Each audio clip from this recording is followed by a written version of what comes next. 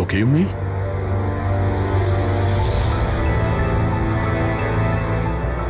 Chair এখনো গরম আছে, মনে হচ্ছে এইমাত্র এখানে কেউ ছিল। তাহলে স্যার সময় মতো পালালো কিভাবে? স্যার, আমরা তো বাংলোটার চারদিক থেকে ঢুকলাম, কাউকে তো এখান থেকে বেরোতে দেখিনি। স্যার, হ্যাঁ, স্যার এই মনিটরটা দেখুন, এটা তো বাড়ির আশেপাশের ফুটেজ। ও আমাদের দেখে পালিয়ে যায়নি তো? হতে পারে, ও খুব একটা দূরে যায়নি। একটু এই জায়গাটাকে ভালো করে চেক করো। আর পুরবি, এই কম্পিউটারটা চেক করো, দেখো কি পাওয়া যায়। ততক্ষণ আমি গেটে গিয়ে দেখছি।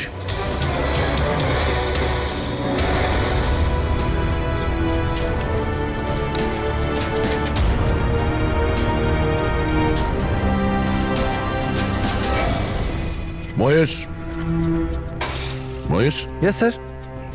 এই রুট ভেতরে নেই, মনে হচ্ছে পালিয়ে গেছে। তুমি গেটেই ছিলে? স্যার আমি এখানেই দাঁড়িয়ে ছিলাম, আমি কাউকে পালাতে দেখিনি স্যার। এখান থেকে কেউ যায়নি? না স্যার। মেন গেট থেকে তো কেউ বাইরে যায়নি, বুঝতেই পারছি না এই রুট কোথা দিয়ে চলে গেল। স্যার, বাইরে পিছনের দিক দিয়ে একটা গেট আছে, মনে হয় ওখান থেকেই পালিয়েছে। স্যার, স্যার ওই কম্পিউটারটা পাসওয়ার্ড প্রোটেক্টেড, ব্যুরো নিয়ে যেতে হবে। স্যার এই রুট নিশ্চয়ই মারাত্মক মিশনটা শেষ করবার চেষ্টা করছে। এই রুটকে যে কোনো ভাবেই খুব তাড়াতাড়ি খুঁজতে হবে। 1 মিনিট।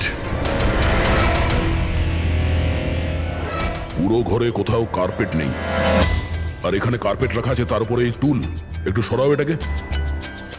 স্যার, স্যার এখানে তো একটা গুপ্ত দরজা। ফ্রেডি, তুমি এখানেই থাকো এদের সাথে, আমরা ভেতরে দেখছি।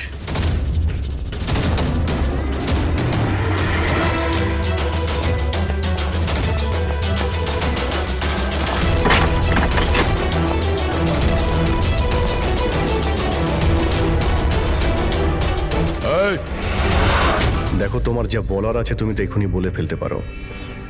আমার কিছু বলার নেই, যা কিছু বলার আমার উকিল বলবে। স্যার, স্যার আমরা এই রুটের কম্পিউটার সিস্টেম অ্যাক্সেস করে নিয়েছি, আর এনক্রিপশনটাও সফল হয়েছে। জানতে পারলে কিছু? হ্যাঁ স্যার, স্যার এই গত কয়েকদিনে ইন্টারনেটে ভয়ানক কিছু ভিডিও পোস্ট করেছে স্যার। ডার্ক ওয়েবে স্যার। অ্যাকচুয়ালি ডার্ক ওয়েব ইন্টারনেটের এমন একটা কালো জায়গা স্যার, যেখানে সব অপরাধী নিজেদের সমস্ত বেআইনি কাজগুলোকে টেকনোলজির মাধ্যমে সফল করার চেষ্টা করে। যেমন অস্ত্র লেনদেন, কিডনি চুরি, অথবা কাউকে মারার সুপারি। স্যার এমন কোনো কাজ নেই যেটা এই সাইটে হয় না। একটা কথা বুঝতে পারছি না, যখন সবাই সবকিছু জানে, সবকিছু এত খোলাখুলি হয়, তাহলে এটা আটকানোর জন্য আমরা চেষ্টা করি না কেন? স্যার এটা এত সোজা নয়। অ্যাকচুয়ালি এই সাইটে ঢোকার জন্য আমরা একটা কম্পিউটার সফটওয়্যার চাই, যেটা বাছা গোছা হাই প্রোফাইল অপরাধীদের কাছেই আছে। যেমন এই রুট। Yes sir. আর স্যার যেমন আমরা জানি যে ডার্ক ওয়েবে আইপি অ্যাড্রেস আর ইউজার আইডি এই দুটোই লুকোনো থাকে। দেখাও তো কোন ভিডিও পোস্ট করেছে এই রুট।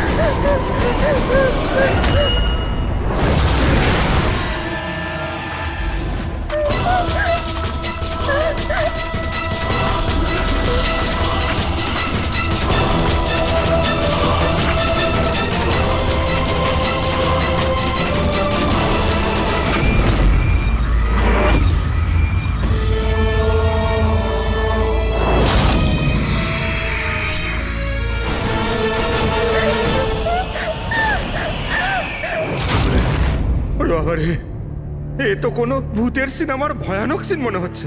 এই সিনটা কেন দিতে গেল ডার্ক ওয়েবে? স্যার এটা কোনো সিনেমার সিন নয়, এটা আসলেই হয়েছে। আর কোনো হিরোইনের সাথে নয়, বরং বরং একটা নিরীহ মেয়ের সাথে। যতদূর আমি জানি এগুলোকে তো স্ন্যাপ ফিল্ম বলে। হ্যাঁ স্যার, এই ভিডিওর অনেক বড় ইন্ডাস্ট্রি আছে। এ মেয়েটাকে, আমি জানি না। এর মৃত্যুর জন্য তুমিই দায়ী। না না স্যার, আমি কারোর মৃত্যুর জন্য দায়ী নয়। আমাকে শুধু টাকা দেওয়া হয়েছিল এই ভিডিও ডার্ক ওয়েবে দেওয়ার জন্য, আর আমিও দিয়েছি। টাকা কে দিয়েছিল? আমি জানি না দেখো, জানি না বললে চলবে না। একটা মেয়ে খুন হয়েছে। স্যার, আমাকে বিশ্বাস করুন, অনলাইন টাকা ট্রান্সফার করা হয়েছিল আমার অ্যাকাউন্টে। কে করেছিল আমি কিচ্ছু জানি না। যদি না জানো, জানার চেষ্টা করো। তুমি কম্পিউটারটা খুব ভালো করে জানো, তাই না? তাই এটা জানা তোমার পক্ষে অসম্ভব কিছু নয়। খোঁজ নাও। অভিজিৎ, যদি কেউ এই ধরনের ফিল্ম বানিয়ে আপলোড করে তাহলে খুব তাড়াতাড়ি তাদের কাছে পৌঁছতে হবে যারা এই মৃত্যুর খেলা খেলছে। একটা কাজ করা যাক, এই মেয়েটার ছবি সমস্ত পুলিশ স্টেশনে পাঠিয়ে দিই। একবার যদি জানতে পারা যায় মেয়েটা কে, তাহলে ব্যাপারটা ক্লিয়ার হয়ে যাবে।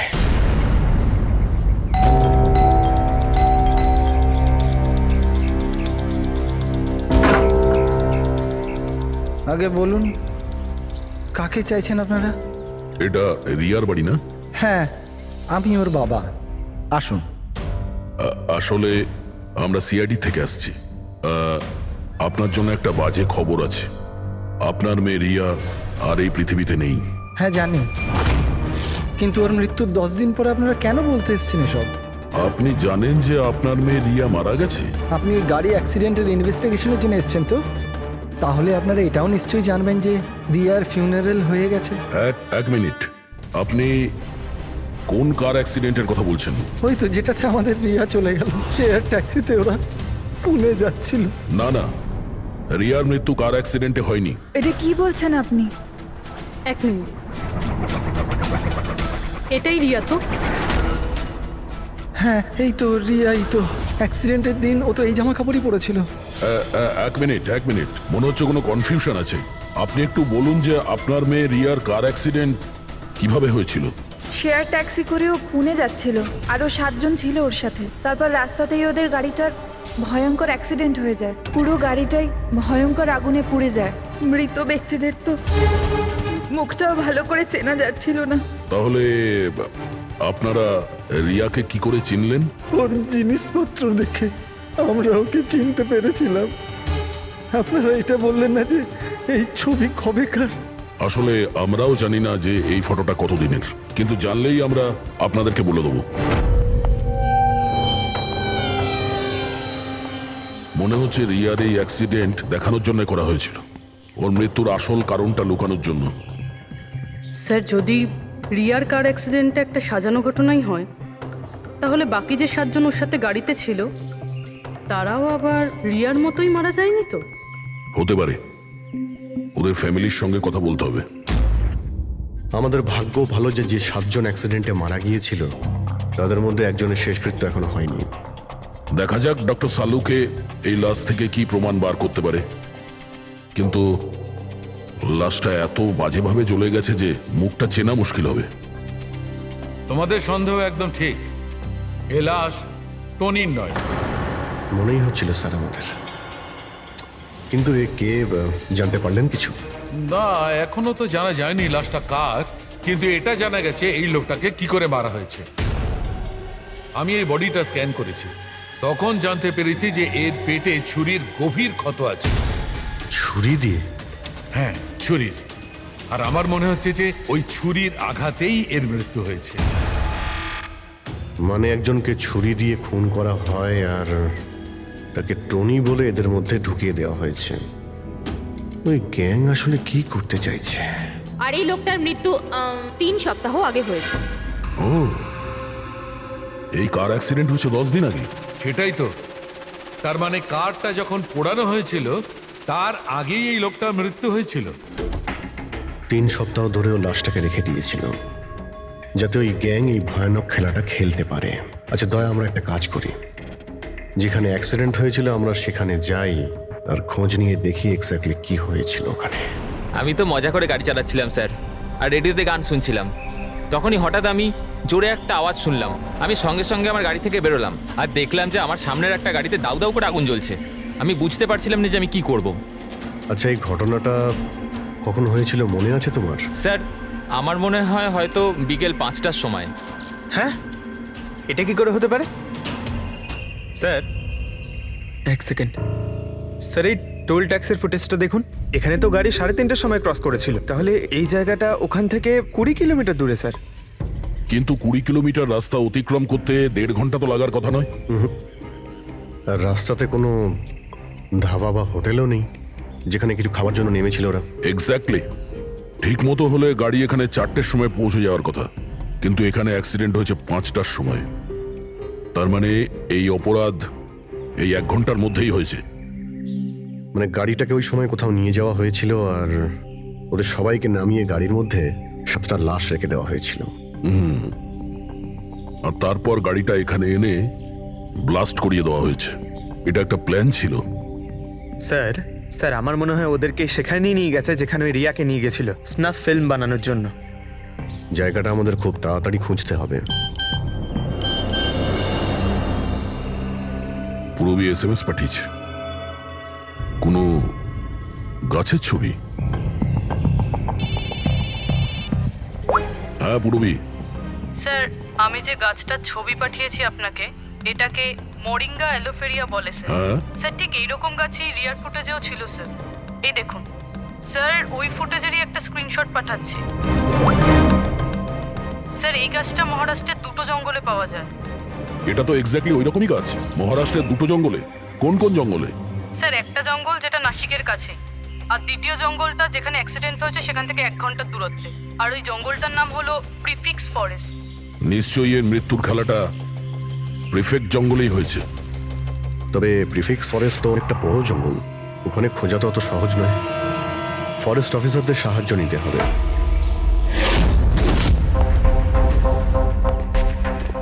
এই জঙ্গলে এই সমস্ত হচ্ছে, বিশ্বাসই হচ্ছে না। আপনাদের ইনফরমেশন কি একেবারে সত্যি অফিসার? দেখুন, আমরা শিওর না হলে তো এখানে আসতামই না, তাই না? আচ্ছা, আপনি বলুন যে কয়েকদিনের মধ্যে এরকম কোনো ঘটনা আপনারা দেখেছিলেন বা শুনেছিলেন? জঙ্গলের মধ্যে কিছু হয়েছিল? একদম নয়। আর এরকম কিছু হলে আমাদের নিশ্চয়ই চোখে পড়তো সেগুলো। ঠিক আছে, কোনো ব্যাপার না। যাই হোক, নিজেদের নিশ্চিন্ত হওয়ার জন্য আমরা একবার জঙ্গলে যাব। স্যার, এমনিতে স্যার আপনারা কি পুরো জঙ্গলটা দেখতে চাইবেন? কারণ অনেক বড় এই জঙ্গলটা, এতে অনেকটা সময় লাগতে পারে। না না, আমরা পুরো জঙ্গলটা দেখতে চাই না। আমাদের জঙ্গলে সেই জায়গাতে নিয়ে চলুন যেখানে কেউ যাতায়াত করে না, কারণ প্রায় এই ধরনের জায়গাতেই অপরাধীরা অপরাধ করে। Okay officer. বিনোদ, মেঘনা, এনাদেরকে ওই জঙ্গলের ওই অংশগুলো দেখানোর দায়িত্ব তোমাদের, ঠিক আছে? হ্যাঁ sir. Yes sir. Sir, 1 second. Sir, এটা দেখুন, এটা হচ্ছে জঙ্গলের সবচেয়ে ঘন এবং নিস্তব্ধ জায়গা। আমার মনে হয় আমাদের এখান থেকেই শুরু করা দরকার। ঠিক আছে, দেখি।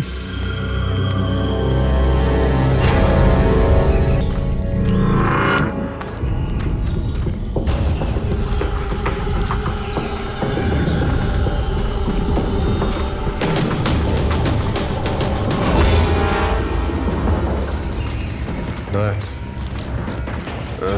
গাছের মধ্যে দেখলেন?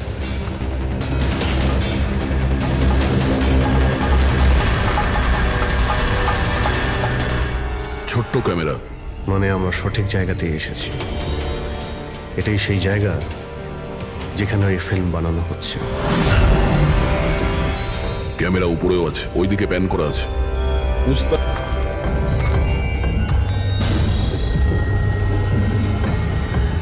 দেখো, যদি ক্যামেরা থেকে কিছু জানতে পারা যায় ওদের আস্তানার ব্যাপারে। না অভিজিৎ, এ তো হাই অ্যান্ড ওয়্যারলেস ক্যামেরা। এর থেকে জানা মুশকিল যে এর মধ্যে যে স্টোরড ফুটেজ আছে সেটা ব্রডকাস্ট কোথা থেকে হচ্ছে। আর এই জঙ্গলে জানি না আর কত ক্যামেরা আছে। দেখা যাক, এরপর কোনো ক্যামেরা পেলে হয়তো সেটা থেকে জানতে পারবো।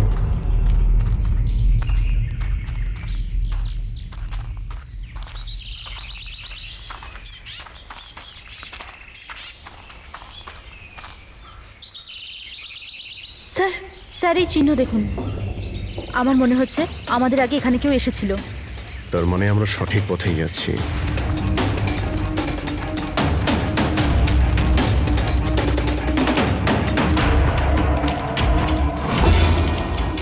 স্যার এই চিহ্নগুলো এখান অবধি রয়েছে। স্যার এর মানে ওদের আড্ডা এখানেই কোথাও রয়েছে।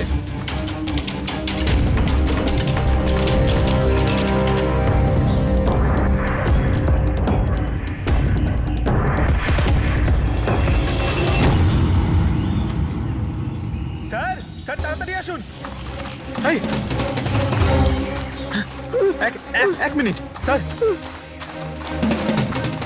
এক সেকেন্ড। ভয় পেও না, আমরা সিআইডি অফিসার্স। ওঠো। উঠে এসো। ওঠো ওঠো। স্যার আপনারা সিআইডির লোক, আমাকে বাঁচান স্যার।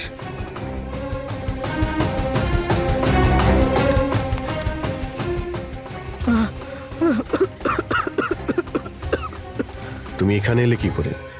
স্যার আমি জঙ্গল থেকে বেরোনোর রাস্তা পাচ্ছি না স্যার, ওই খুঁড়িটা এক এক করে সবাইকে মেরে দিয়েছে। তোমরা এখানে এলে কি করে? স্যার আমরা শেয়ার ট্যাক্সিতে উঠে পুনে যাচ্ছিলাম, আর আমাদের গাড়ি হঠাৎ করে পাংচার হয়ে গেল, গাড়ি থেমে গেল। রাস্তাতে আগে থেকে কেউ পেরেক আর কাঁচের টুকরো রেখে দিয়েছিল স্যার। তারপর কিছু লোক এলো যাদের মুখোশ দিয়ে ঢাকা ছিল। আমরা কিছু করে ওঠার আগেই ওরা আমাদের ঘুমের ইঞ্জেকশন দিয়ে দিল। আর যখন আমার জ্ঞান এলো তখন আমি এই ঘন জঙ্গলে ছিলাম স্যার। স্যার আমি জানি এই জঙ্গলে খিদে তৃষ্ণা নিয়ে কিভাবে ছিলাম, কখনো কাঠ খেয়েছি তো কখনো গাছের পাতা। যখনই কারোর চিৎকারের আওয়াজ পেতাম বুঝে যেতাম কেউ মারা গেছে। তার মানে এখানে সব জায়গাতেই ক্যামেরা লাগানো আছে। তোমার ভাগ্য ভালো যে তুমি ওদের হাত থেকে বেঁচে গেছো। স্যার এই কারণে ধরতে পারিনি যে ওরা আমার জামার বোতামে একটা ক্যামেরা লাগিয়ে দিয়েছিল, আর আমি ওই বোতামটা ভেঙে ফেলে দিয়েছিলাম। হয়তো সেই কারণেই আমাকে ওরা ধরতে পারেনি। তুমি বলতে পারবে যে বাকি লোকেদের মধ্যে কতজন জীবিত আছে এখন? জানি না স্যার, কিন্তু কাল রাতে যখন আমি গাছে বসেছিলাম তখন কারোর চিৎকারের আওয়াজ পেয়েছিলাম। জানি না ওকে আহত করেছে নাকি প্রাণে মেরে দিয়েছে। কোন দিক থেকে চিৎকারটা শুনতে পেয়েছিলে তোমার মনে আছে কিছু?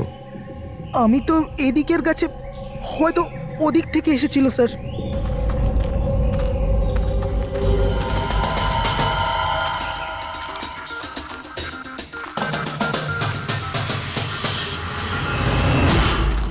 স্যার রক্ত।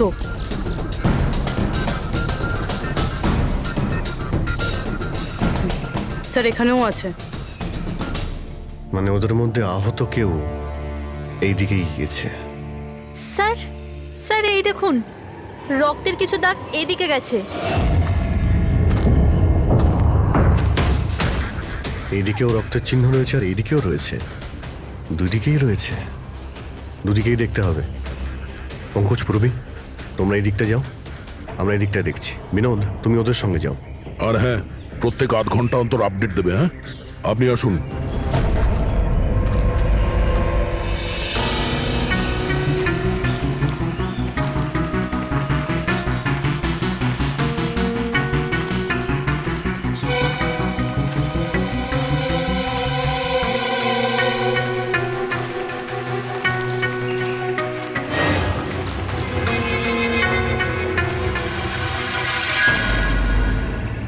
এক মিনিট, ওটা কি?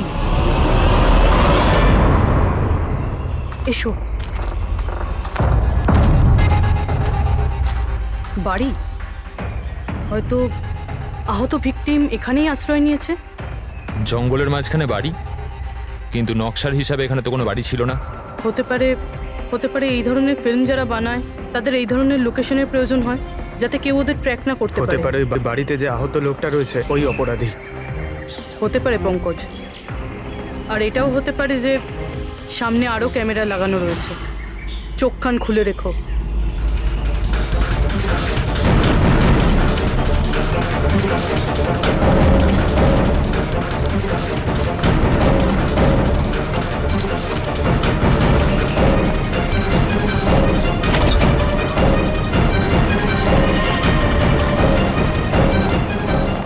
পঙ্কজ, টর্চ।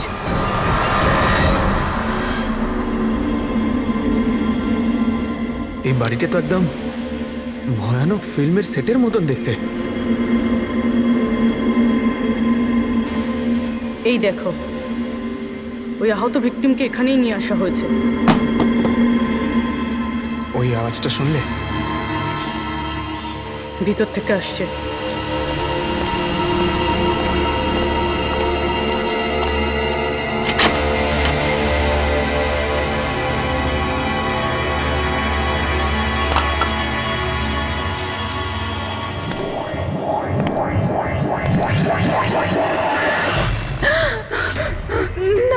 ছেড়ে দাও আমায়, আমাকে যেতে দাও।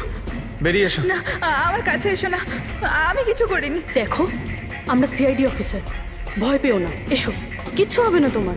এসো এসো।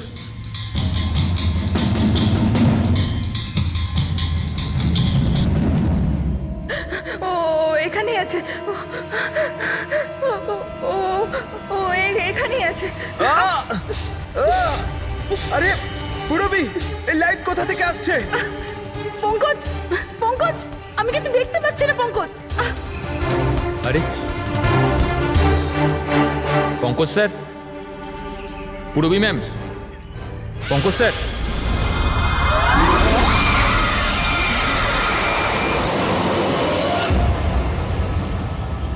স্যার, রক্তের দাগ তো এখানে এসে শেষ হয়ে গেছে। কিন্তু এটা কি করে হতে পারে?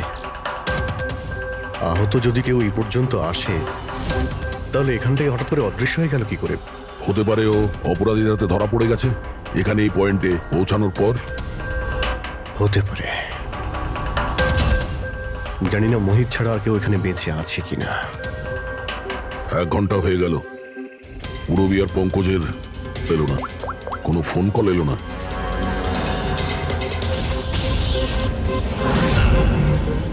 পুরবী ফোন তুলছে না।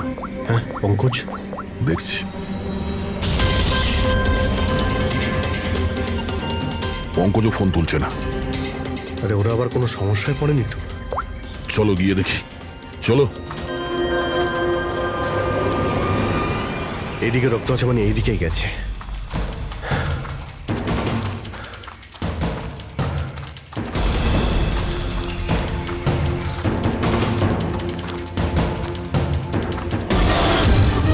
এই ঘরের ভেতর হতে পারে কেউ আছে, আমি ভেতরে গিয়ে দেখছি। ঠিক আছে, ততক্ষণ আমি এই বাইরেটা দেখি।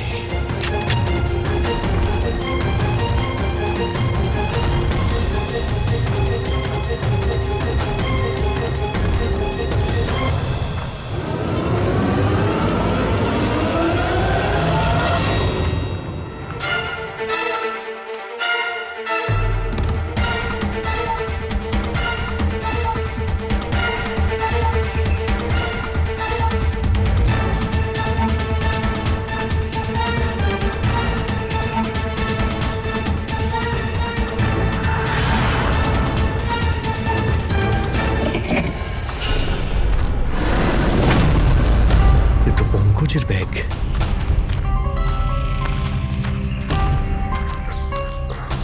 পঙ্কজ,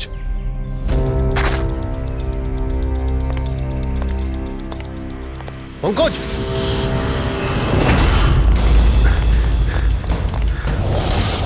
পঙ্কজ, পঙ্কজ, পঙ্কজ, কেমন আছো? ওঠো, স্যার, ওঠো। কি হয়েছিল? হ্যাঁ স্যার ওইদিকে ওই বাড়িটায় গেছিলাম স্যার, ওখানে একটা মেয়ে ছিল স্যার। হ্যাঁ। ওর সঙ্গে কথা বলছিলাম স্যার, আর হঠাৎ করে কোথা থেকে এত আলো চলে এলো যে কিছু দেখতে পাচ্ছিলাম না, কিছু বুঝতে পারছিলাম না। ওই বাড়িটা থেকে যেন তেন প্রকারে বেরোলাম, তারপর এখানে এসে হয়তো পড়ে গেছিলাম। আর কিছু মনে নেই স্যার, আমার মাথা ঘুরছে। আর পুরবী, বিনোদ, ওরা কোথায়? স্যার ওরা জানি না স্যার, ওরা ভেতরে ছিল, বাইরে বেরিয়েছে কিনা জানি না। ও নো। কি কি হয়েছে তোমার? ও ঠিক আছে। পুরবী আর বিনোদকে পেলে? না, ঘরের ভেতরে তো কেউ নেই। ও গড, ওদের কিছু হয়ে যায়নি তো?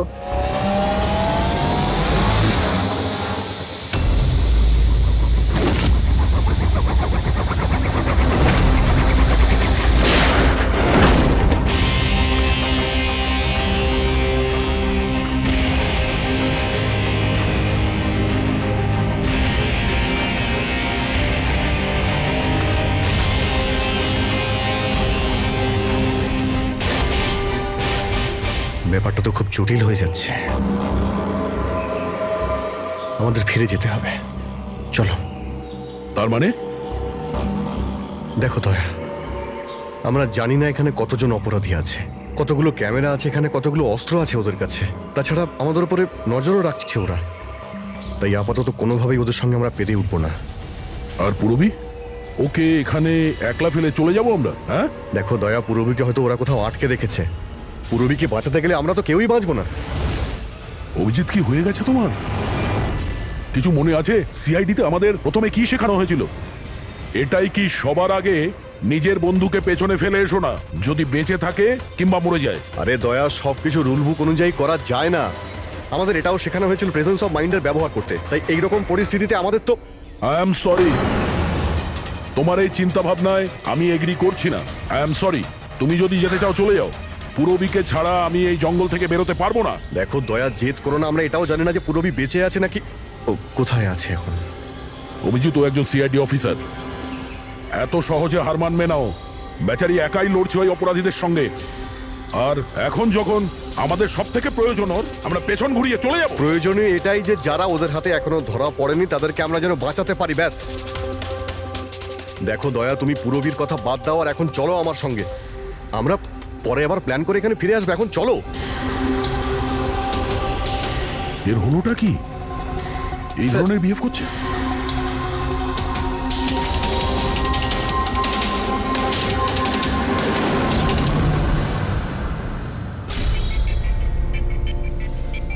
সিআইডির ইতিহাসে এই প্রথমবার হলো বোধহয় যে সিআইডি কারো কাছ থেকে ভয় পেয়ে চুপচাপ পালিয়ে গেল। হ্যাঁ ডক্টর, পৌঁছে গেছেন আপনি? হ্যাঁ, ওই জাংশনেই থাকুন, আমরা আসছি ওখানে।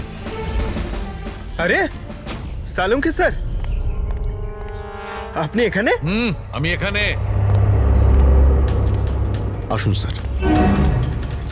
আরে আরে তোমার কি মনে হয়েছিল আমাদের অফিসার পূরবীকে জঙ্গলে রেখে আমরা এখান থেকে চলে যাবো? হ্যাঁ, তাহলে আপনারা দয়া স্যারের ঝগড়া?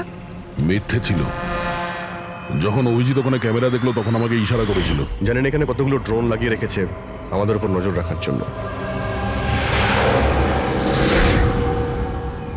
যে লোকটা ওই ক্যামেরা দিয়ে আমাদের উপর নজর রাখছিল, ওর চোখে ধুলো দেওয়ার প্রয়োজন ছিল, সেই কারণে। ওরা নিশ্চয়ই এখন ভাবছে যে আমরা জঙ্গল থেকে চলে গিয়েছি, তাই রিল্যাক্সও হয়ে যাবে। ওদের উপরে অ্যাটাক করার এটাই ভালো সুযোগ। অভিজিৎ, এই নাও, এইটা তুমি চেয়েছিলে। এটা আবার কি ডিভাইস স্যার? এটা হচ্ছে জ্যামার। আশেপাশে এই এরিয়ায় যত ক্যামেরা আছে সব জ্যাম হয়ে যাবে। আর ওরা আমাদের উপরে নজর রাখতে পারবে না। আর এই ড্রোন, এই ড্রোনের মধ্যে যে ক্যামেরা লাগানো আছে ওর রেঞ্জ 7 কিলোমিটার মাত্র। কিন্তু ব্যাটারি তো শেষ হয়ে আসছে। তার মানে যদি আমরা এটাকে না ধরতাম তাহলে আবার ওদের আস্তানায় ফিরে যেত এটা ব্যাটারি চেঞ্জ করার জন্য। একটু আইপ্যাডটা বার করো, ম্যাপটা বার করো ওর থেকে। এই যে, এটাই হচ্ছে সেই জায়গা যেখানে আমরা ড্রোনটা পেয়েছিলাম। আর এর পাশেই ওই বাংলো। মনে হচ্ছে এটাই অপরাধীদের আস্তানা। তাহলে যাওয়া যাক, গিয়ে মুক্তি দিই পূরবী আর যারা বাকি বেঁচে আছে তাদের। চলো। না স্যার, আপনি মেঘনা আর মোহিত আপনারা এখানে থাকুন, আমরা যাচ্ছি।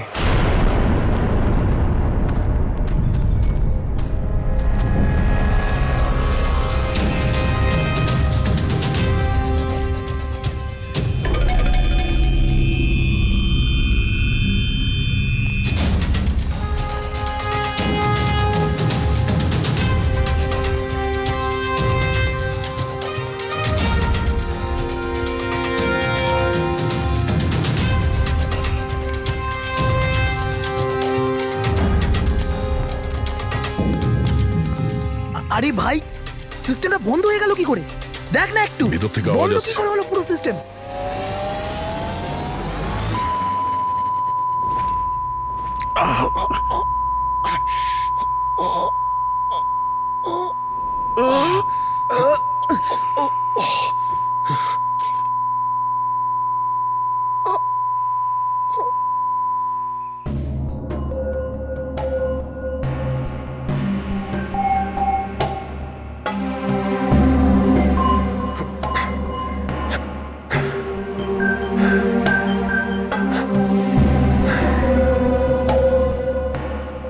পঙ্কজ,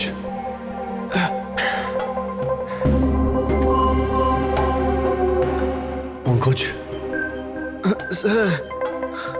আমাদের ওয়েলকাম জানানোর পুরো বন্দোবস্ত ওরা করে রেখেছিল। স্যার, এরা যদি আমাদের মারতে চাইতো তাহলে আগেই মারতে পারতো। আমাদের আমাদের মারতে গিয়ে কি এরা ভিডিও শুট করতে চায়?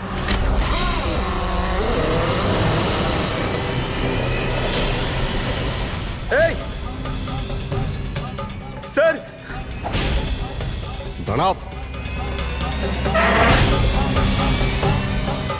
স্যার,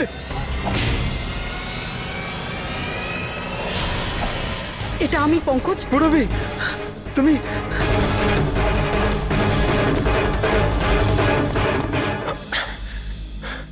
তুমি ঠিক আছো? হ্যাঁ স্যার। ওরা কোথায় আছে?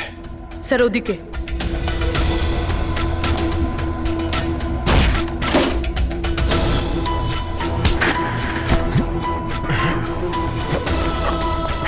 এই, এই,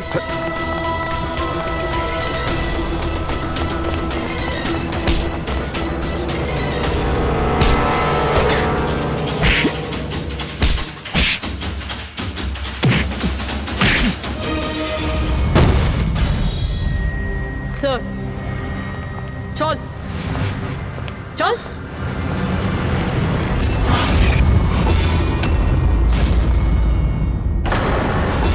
মেঘনা, তুমি? বাহ, আমরা তো ভাবছিলাম যে আমরা অপরাধীর চোখে ধুলো দিচ্ছি, কিন্তু কে জানতো যে আমরা অপরাধীকে সঙ্গে নিয়ে ঘুরছি। আপনারা এখানে কি করে? কে ছাড়িয়েছে আপনাদের? সিআইডিকে আটকে রাখা এত সহজ নয়। সুযোগ বুঝেই আমি ওই জানলাটা ভেঙেছি আর ওখান থেকে বাইরে বেরিয়ে গেছি।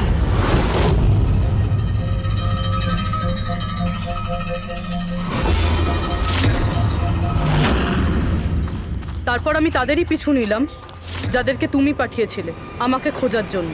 তারপরে আমি ওই মুখোশ পরা লোকটাকে দেখলাম আর তারও পিছু নিলাম।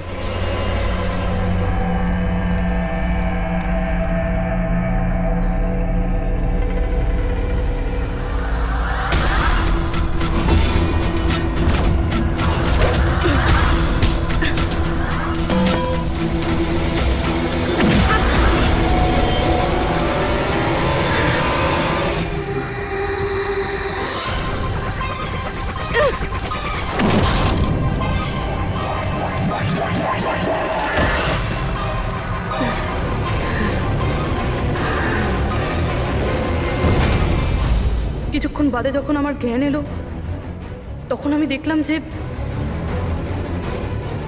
কিন্তু আমি বাকি অফিসারদের কাছে পৌঁছানোর আগেই তোমার এই সনিক বুমের আওয়াজে ওনারা সবাই অজ্ঞান হয়ে যান।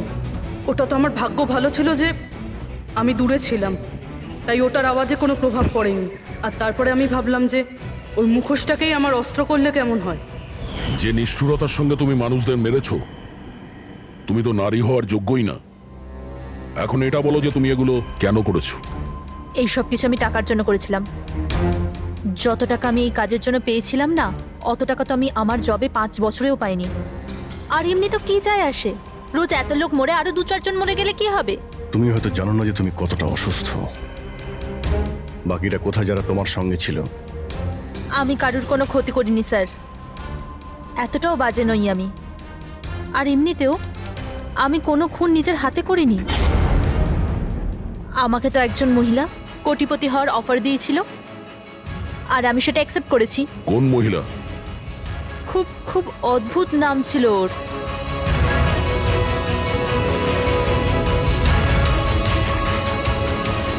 রুট।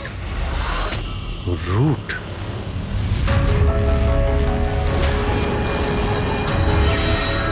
তাহলে রুটই হলো এই সব কিছুর মাস্টারমাইন্ড। এখন ও এগুলো কেন করেছে ওর জবাব তো ওই দেবে।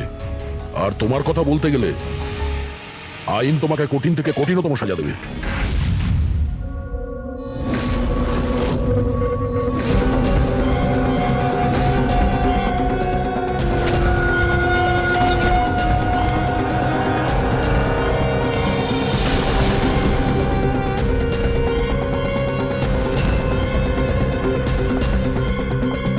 বললাম না গাড়িটা আগে নিতে, আগে নাও। আরে ভাই কি করে আগে নিয়ে যাবো? গাড়ি খারাপ হয়ে গেছে তো। প্রবলেম দেখিও না, আগে গাড়ি ধাক্কা মারো, আগে নাও।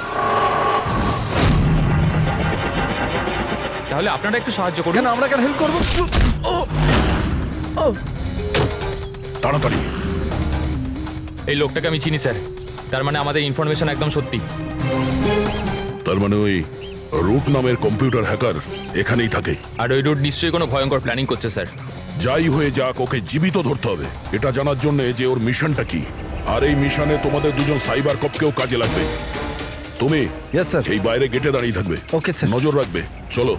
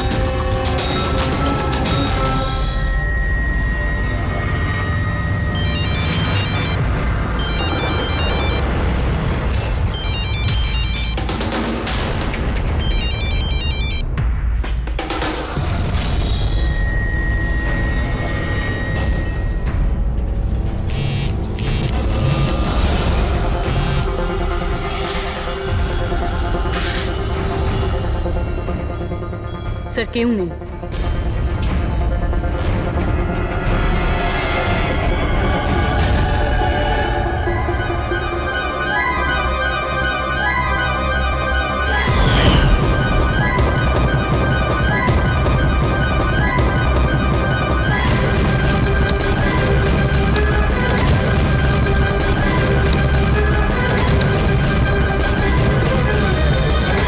হ্যাঁ ফ্রেডি, স্যার সব জায়গা খুঁজে নিয়েছি, কেউ কোথাও নেই।